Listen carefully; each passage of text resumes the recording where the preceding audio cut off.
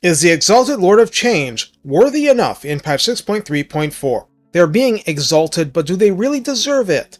Let's take a good hard look at that. At least we can say definitively this lord is not like the dodo. He is neither extinct nor a flightless bird. That's nice. Recruited by torching a perfectly good herald. For 500 gold equivalent upkeep, you get a big malevolent bird with 7,828 health on ultra unit scale, 800 barrier hit points, 30 armor, 20% physical resistance, leadership 80, speed 90, charge speed 100. These aren't unexpected figures. Melee attack 50 is paired with magical attack. Attack interval is the standard 4 seconds. Splash target size medium means Reichsguard on down, and max target damage is 5. Many more than 5 could be disrupted by an attack animation. Melee defense begins with 50 as well. Weapon strength for 150 is split base 135, and armor piercing 315, so unlike the Demon Prince, this lord tears through armor. Charge bonus is 40, and mass is 3500. He's counted as a siege attacker and inflicts fear and terror. No hiding in forests for him. For the blue line, Route Marcher is your standard plus 5% movement range on campaign map. Server Die is mass 15% recruitment cost at 3 pips, and Tzeentch has some stiff costs in the roster, so don't dismiss. Arch Manipulator at 3 pips means a plus 15% chance of a province's winds changing, and, when it does change, plus 15% chance the winds get stronger. The Spoilers at 3 is plus 30% raiding income, plus 15% sacking income as well. Corruption is plus 4 Tzeentch Corruption at 3 pips. Draft Master gives local recruitment capacity slots plus 1, and recruit rank plus 1, the latter for his army only. Lightning Strike is the same as everyone else. Called by Change gives upkeep minus 9%, what else? Curses 9 at 3 pips. Scrolls of Destiny gives you plus 3 grimoires passively per turn, and plus 100% grimoires from buildings in that province per turn. This is a Kairos mechanic. Legions of Madness gives plus 6% casualty replenishment, and plus 10% chance to get demons back from the reforging mechanic, basically the dead rise again, but for demons. And Respected and Feared is the same as usual, upkeep minus 8% again, campaign movement plus 5% again, recruit rank plus 1 again, minus 10% enemy hero success chance, and plus 25% chance to wound such enemy heroes, cramping your style. The Redline skills only differ in Midway and Capstone, but these are wildly abnormal. Seer of Destiny is a passive ability in a 55-meter radius. Within that, leadership plus 4 and melee defense plus 5. Master of Fates upgrades this passive, as in, it's up full time, to leadership plus 8 and melee defense plus 8 in that 55-meter radius. And yes, it specifies self as well as allies. In the main magic line, the midpoint is not evasion, but rather prismatic plurality, which means cooldowns are reduced an extra amount when casting any spell.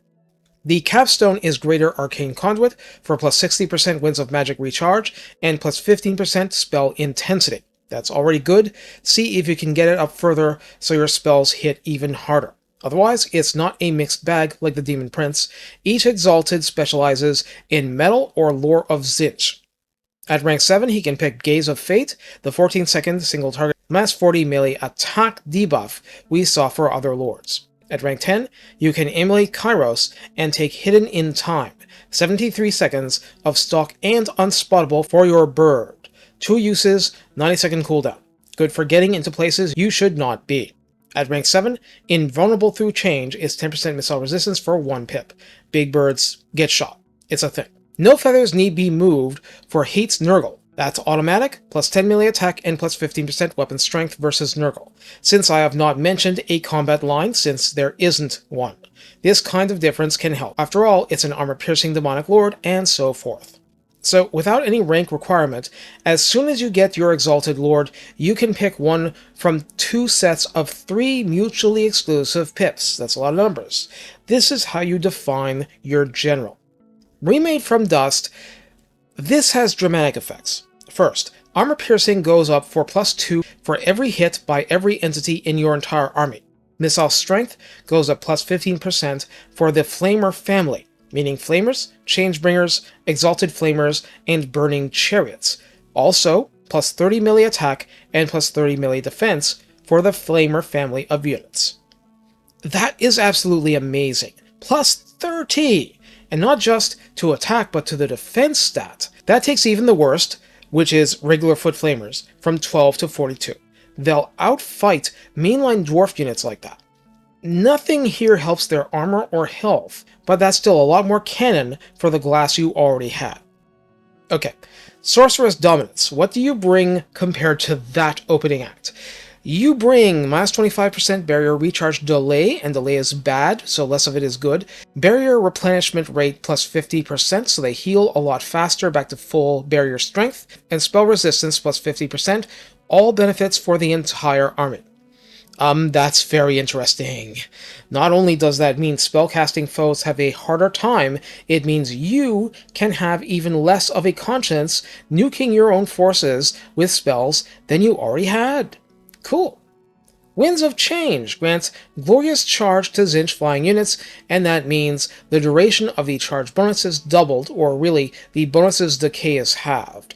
So, if you have charge bonus 50 at 5 seconds after the first attack, instead you'd have 50 at 10 seconds, meaning the benefit spreads to more of your attacks. In this case, the Exalted Lord has a 4-second attack interval between animations. Glorious Charge also applies flank or rear charge morale penalties, even when hitting from the front. Just watch out for walls of spears when doing that. In addition to Glorious Charge, all Tzeentch flying units for that army get charge bonus plus 20 flat, which helps beef up the Glorious Charge effects, and bonus versus large of 15. Now, literally an hour before I typed that last part, I was reading a channel comment about wishing the Burning Chariot had a bonus versus large.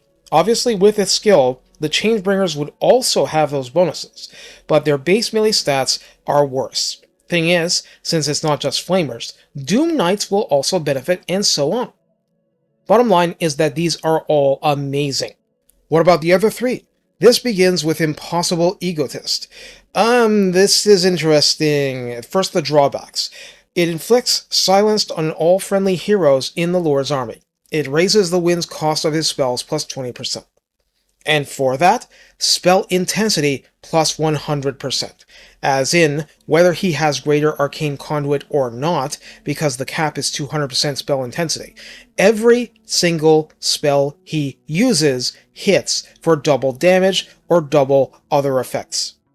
Hey, if you wanted a flying chicken who's not Kairos, going around while his horror groupies wave pink and blue pom-poms hiding out in the forest or behind a hill from a safe distance, this is totally an option. Touch of Dust is for reaching out and touching someone and draining up to 25 entities of some life per unit a la Flock of Doom for 5 seconds at a time, and has the Executioner effect. They still haven't fixed the text bug, but the ability effect correctly says Executioner, as in the guy wearing the black hood with a really big sword who makes you recently departed, not the guy who disposes of the estate of the recently departed. Big difference there. Anyway, if under 20%, a character could get instantly slain, so that's nice. Projected Self.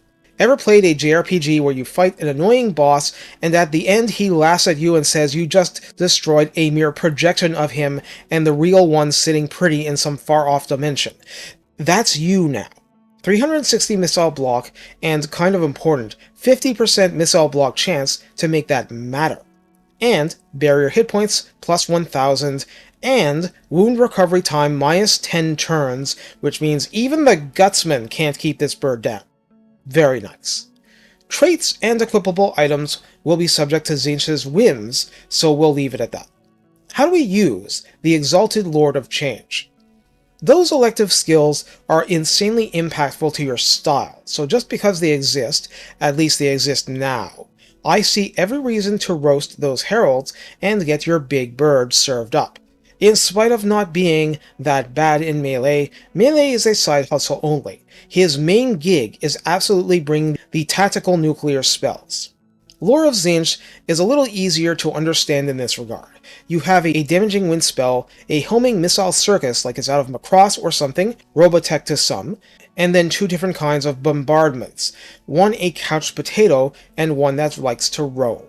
Metal is less obvious, with a squirrely golden hounds, a straight-up bombardment basic spell, and then you have, final transmutation.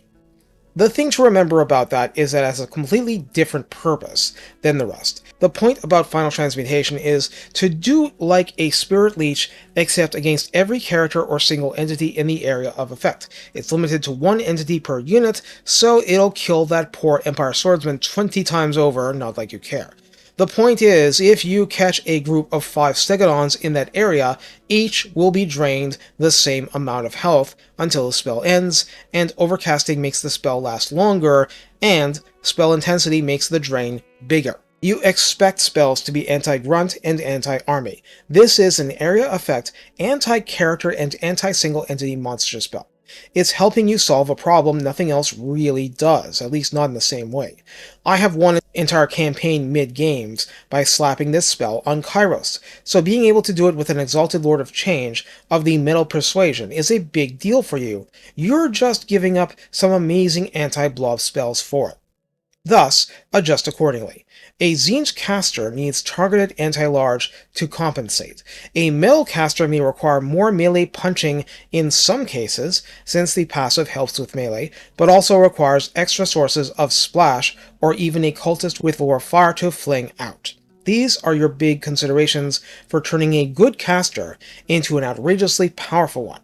Besides that, this is the Flamer family Doomstacker, and that alone is just amazing. Didn't I just mention that some casters really want extra splash and area effect attacks in the army? Think about it.